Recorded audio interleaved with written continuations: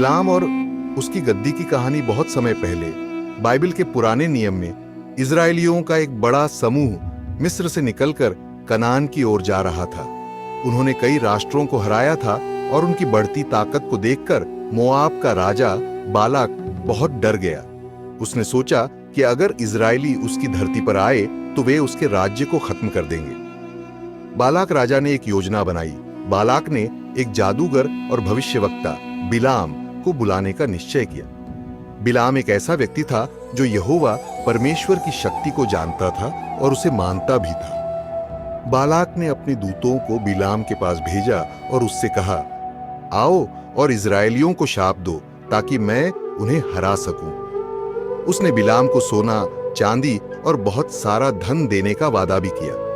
परमेश्वर का बिलाम के लिए निर्देश जब बालाक के दूत बिलाम के पास पहुंचे तो बिलाम ने परमेश्वर से पूछा कि वह क्या करे। परमेश्वर ने साफ साफ कहा, इन लोगों के साथ मत जाओ और इजरायलियों को शाप मत दो क्योंकि वे मेरे चुने हुए लोग हैं। बिलाम ने बालाक के दूतों को वापस भेज दिया, लेकिन बालाक ने और अधिक महत्वपूर्ण और प्रभावशाली दूतों को अधिक धन और उपहारों के साथ बिलाम के पास भेजा। इस बार बिलाम ने फिर से परमेश्वर से पूछा। परमेश्वर ने कहा, अगर वे तुम्हें बुलाने आए हैं तो जाओ, लेकिन वही करना जो मैं तुम्हें कहूं। बिलाम की यात्रा और गदही की अद्भुत बात। बिलाम अपने गदही पर बैठकर मोआब की ओर चला, लेकिन इस बार परमेश्वर ने देखा कि बिलाम का दिल लालच की ओर झुका हुआ था, इसलिए उसने उसे रोकने के लिए एक स्वर्गदूत को रास्ते में खड़ा कर दिया। बिलाम को यह स्वर्गदूत दिखाई नहीं दिया, लेकिन उसकी गदही ने स्वर्गदूत को देखा।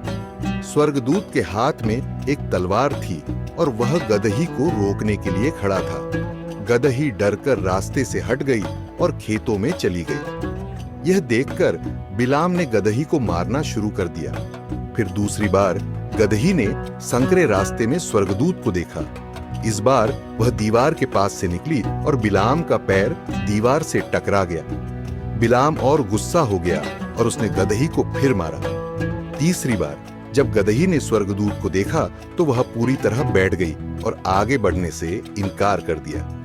बिलाम ने गुस्से में गदही को पीटना शुरू कर दिया। गदही ने बात की, तभी परमेश्वर ने गदही को बोलने की शक्ति दी। गदही ने बिलाम से कहा, मैंने तुम्हारी सेवा कितने सालों से की है? क्या मैंने कभी तुम्हारे साथ ऐसा किया है? क्यों मुझे मार रहे हो? बिलाम ने गुस्से में जवाब दिया, तुमने मेरी यात्रा को बिगाड़ा है। अगर मेरे पास तलवार होती तो मैं तुम्हें मार डालता। तब परमेश्वर ने बिलाम की आंखें खोली और उसने स्वर्गदूत को देखा। स्वर्गदूत ने कहा, तुम्हारा रास्ता मेरे लिए गलत है। अगर तुम्हारी गदही ने मुझे न देखा होता तो मैं तुम्हें मार देता और उसे बचा लेता। बिलाम का बदला हुआ दिल बिलाम ने परमेश्वर के सामने झुककर माफी मांगी। स्वर्गदूत ने कहा, तुम जाओ, लेकिन वही बोलना जो परमेश्वर तुम्हें बताए।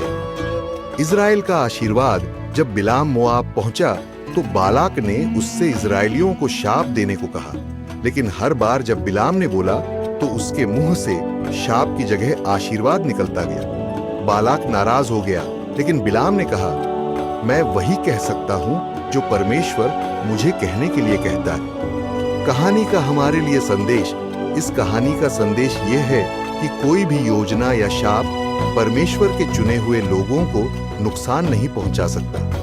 परमेश्वर ने गदही जैसी साधारण चीज को भी उपयोग किया ताकि बिलाम को सच्चाई का एहसास हो।